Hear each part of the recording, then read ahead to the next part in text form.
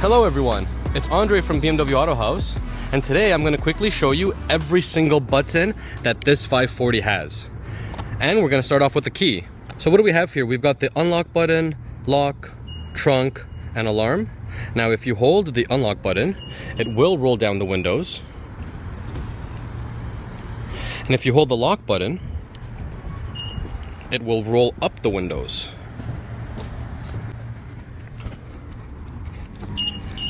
Push on the gas door to open it. There's a button underneath here for popping open the trunk, but we can also just kick right in the middle here to open up the trunk. That's pretty cool. And the button that we have on this model is just to lock the car. So you click this, it locks the entire vehicle, and we're gonna bring it down to close.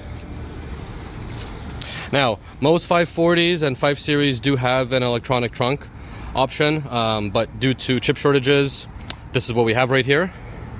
It still is equipped with comfort access, so we can touch these ridges here to lock the car. We can also just grab the handle to unlock the car. Now, if you grab the driver's side, it will open up the driver door, but if you grab the rear door, it'll unlock all the doors for your passengers. So before we sit inside, on the seats, we've got the seat movements that go front and back, up and down. They can also tilt on an angle. The backrest can move back and front. Can also, if you click it up, will move the headrest up and down. You got your lumbar support and your side bolsters, which I love. They keep you in your seat very nice when you're taking corners pretty quick. On the door here, we've got the window child lock. We've got 4 individual windows, the folding mirror, the adjustment for the left or the right mirror, and you've got this knob to adjust. Now, if it's clicked on the left, when you go to reverse, the passenger side mirror will tilt, but if you click it on the right, that mirror will not tilt and it'll stay stationary, which I personally like, but everyone has their own choice there. You've got your seat memory for 1 and 2. Personally, I don't use that because I set it up to the key. So the key has another feature that you can't see, but it can actually save your driver profile onto the key. So as long as you carry the same key with you, when you unlock your door, the car will take the last key's memory setting. That's pretty neat. We got the trunk open here. If it was electronic trunk, you can actually close it as well, but this one is just open. And then we've got the lock unlock here. Let's step inside. Let's start the car. So we got the start button here. Now we're gonna go through every single button here. Starting with the lights, we've got lights off, parking lights, automatic lights, and lights on. Now, if you have it set to anything other than automatic lights, you will be losing some functions in your headlights, like the tilting of the headlights, the turning of the headlights, and the automatic fog lights for pedestrians. This is to adjust the brightness for the display here. And we've got these, they look like parking light buttons, but what they're actually for is if you park your vehicle on the side of a road that has no visible lights, you can turn on the right side or the left side of your vehicle. It lights up the front and the rear parking lights, which are LED, and they stay on for about like 4 or 5 hours, just so other drivers can see you. That's pretty neat. It used to be in the turning stock, but nobody ever knew how to activate it, so they gave you some buttons here. We've got the turning signal stock with a button called BC for onboard computer, which just changes information here. And you can actually scroll through a bunch of detailed information. And then back to where we started. You got the automatic high beam assist here. So when your lights are on automatic and you turn on your high beams, you can turn on the automatic high beam. So the lights will go on automatic high beam if there's nobody in front of you, and the moment that the car notices any lights, brake lights, or headlights, it'll actually turn down the high beams and just be regular beams, which is really cool. We got the paddle shifting, plus and minus here. Everything here is cruise control. So we've got turning on cruise control, we can set the speed. Once you set the speed, you can adjust your speed and then resume and cancel. Now, this LIM is a speed limit. I actually really like it. If you're driving on a road where you don't want to speed, let's say you're driving at 40 kilometers an hour in a school zone, you can click LIM at your current speed and it won't allow you to drive past the speed that you set. So you can't speed by mistake because it's very easy to speed in these vehicles. Heated steering wheel here, and then all the entertainment controls here. So what do we have? We have here is to change modes. It used to be called mode. Change from radio to Bluetooth or USB. You got the volume. You can change individual songs one by one, or we can scroll through here and see a list of stations that we can choose from. We can answer and hang up the phone, and the voice command. Now this voice command does two things. If you click it once, it's just for the car. But if you push and hold, it'll activate your Google or CarPlay, whichever you're using. I'm using Android, so it's going to activate my Google here. Now we've got the windshield wiper. There used to be a button here, now it's just clicking up. So we click it up once. This is automatic. It's going to go automatically with the speed of the rain. The faster the raining, the faster the wiping. But you can also adjust the sensitivity of the sensor. So do you want less rain to accumulate before wiping, or do you want more rain to accumulate before wiping? I might have that reversed, but you get what I mean. Then if you click it up once more, we've got this speed, a continuous speed. And if we click it up one more time, we've got the max speed. Can't go up anymore. There's one more feature, which is clicking down just to clear the windshield once. We can also click towards us to splash and clean the windshield. Now there's another feature to put the windshield wipers up in service mode. This is great for winter if you don't want the ice to accumulate on your windshield. We're going to turn off the engine, click and hold on the wiper down. You just keep holding, and then it stops right there. We can now flip them forward and change the wipers or clean the windshield in wintertime.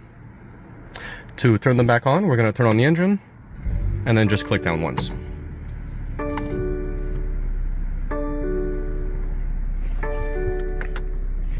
Now, moving on, we've got the hazard light and then the driving assistant button. This driving assistant button, some vehicles might have more features than what I'm showing you here, but this is what would come as a base for every BMW 2022 and up.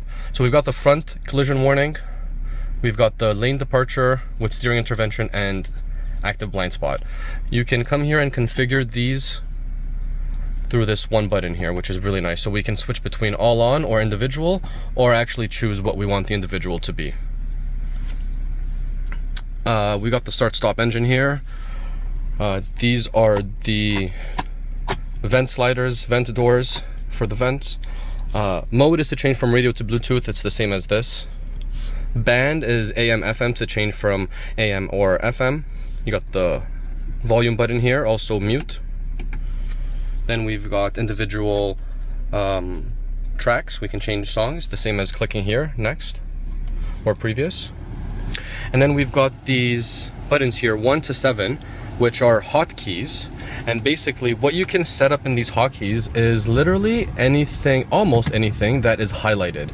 So I want Spotify to be number 1. I simply put the red box on top of Spotify and I push and hold number 1.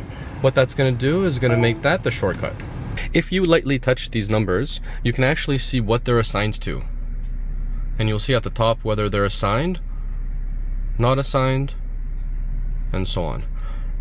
Now, the easiest way to change one of them is just override. So we just put the box on something else, push and hold, and we override number 1. But you can also clear them by pushing and holding number 1 and 7. You just keep holding for about 5 seconds. And then it's going to give you the option to reset all the buttons. And now we've got everything not assigned. We got one more button here. This is a quick shortcut to go to the apps section here.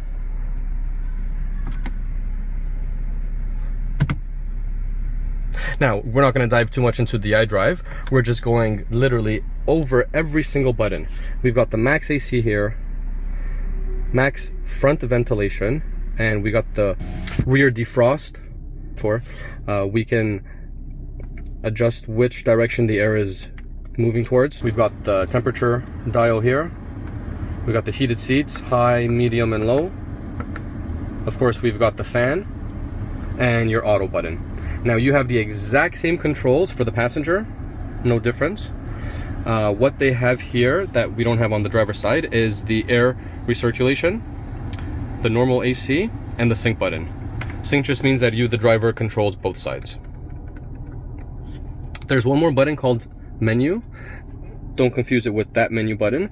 This is the climate menu. When you click this, it takes you to the climate section in the iDrive where you have a little bit more adjustments, and depending what features you might have, you might even have the fragrance control in here, which is pretty neat. You can also come here to turn on or off the remote start feature of your vehicle. What other buttons we have here? We've got the traction control button.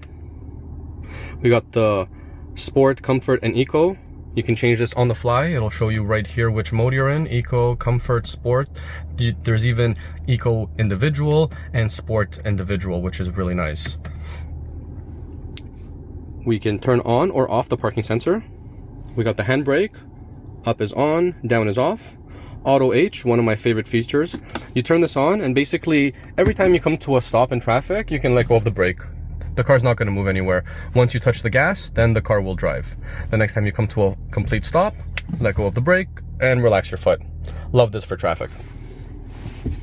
What do we have on the shifter here? We've got the unlock button for the shifting, where we can click down for drive, forward for reverse, one click for neutral for the car wash, and we also have the manual sport shifting mode. If you click P, it automatically goes back to its neutral parking position, which is nice. And then we've got the iDrive controller here, which will control the screen, but it's also touch, which is really nice. What do we have here? We've got the dial that can turn. We can also click it left and right. You can click up and down, and in the middle to select something. There's a few shortcuts here that you can quickly access by one click. So we've got map, nav, menu, media, comm, back, and option. Another cool feature is the touchpad here, where you can actually input your navigation address. You just write it, which is really neat. Love that feature. We got some more buttons on top here. We've got the SOS button, the BMW Assist, where you can call if you have any emergencies. You can also access them by clicking this world here, and we can go to the BMW Assist right there. What else we have up here? We've got the sunroof, where we can click back to open up the sunshade. If you click it back again, it's going to open up the sunroof. Forward is close. Again, it's going to do the glass first. And then if we do one more click, it's going to do the shade. But if we click it up, it's going to tilt. And that just tilts a little bit to allow some hot air to escape. If we click up again, it's going to bring down the tilt. And then forward to close. We've got individual reading lights for the driver and passenger, and then we can also activate all the lights in the vehicle. Another button to open up the armrest here, right here. And you've got a handle here for the glove box.